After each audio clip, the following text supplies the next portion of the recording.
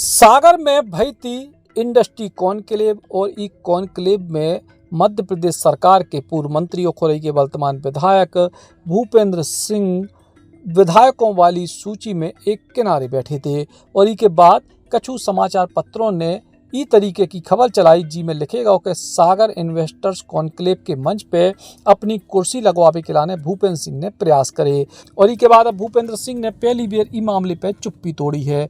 उनने बाकायदा एक सोशल मीडिया पे पोस्ट लिखी है जो हम आपको शब्दशः पढ़ के सुना रहे। भूपेंद्र सिंह लिखत हैं कि आज एक समाचार पत्र में इस आशय की पंक्तियां पढ़कर मन व्यथित हुआ जिसमें लिखा गया कि सागर इन्वेस्टर्स कॉन्क्लेव के मंच पर अपनी कुर्सी लगवाने के लिए मैंने प्रयास किए या बैठक व्यवस्था से मुझे ऐतराज था। संघ और भाजपा मेरे खून में है और इनके अनुशासन का अनुसरण सदैव मैंने किया है, जिसके लिए विगत 45 वर्षों से मैं कार्यकर्ता के रूप में काम कर रहा हूं। इन 45 वर्षों में से लगभग 25 वर्ष ऐसे संघर्षों से भरे थे जिनमें कांग्रेस की सरकार थी। उस समय जन समस्याओं को लेकर आंदोलनों में पुलिस की लाठियां खाई, अनेक बार जेलों की यातनाएं सही, लेकिन संघर्ष का मार्ग नहीं छोड़ा और न ही विचारधारा से समझौता किया। कांग्रेस के सत्ताकाल में अपनी पार्टी के लिए छात्र जीवन से ही दरी बिछाने, दीवार लेखन करने, सड़कों पर जन समस्याओं को लेकर आंदोलन करने पर बिना किसी अपराध के जेलें काटी।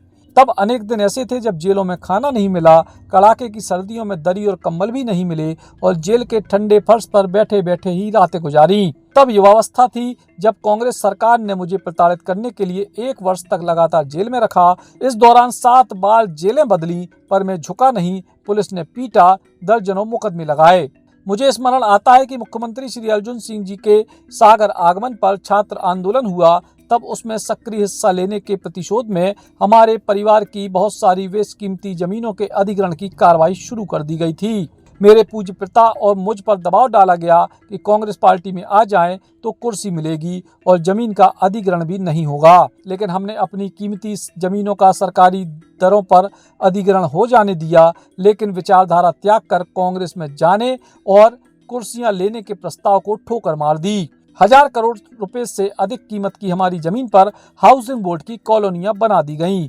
पर आज मैं गर्व और गौरव से कह सकता हूं कि 45 वर्षों से राजनीति में होने और विपरीत समय में प्रताड़ना सहने के बाद भी मेरे भरे पूरे परिवार के एक भी सदस्य ने कुर्सी के मोह में भाजपा के अलावा किसी और पार्टी या विचारधारा को अपने जीवन में स्थान नहीं दिया।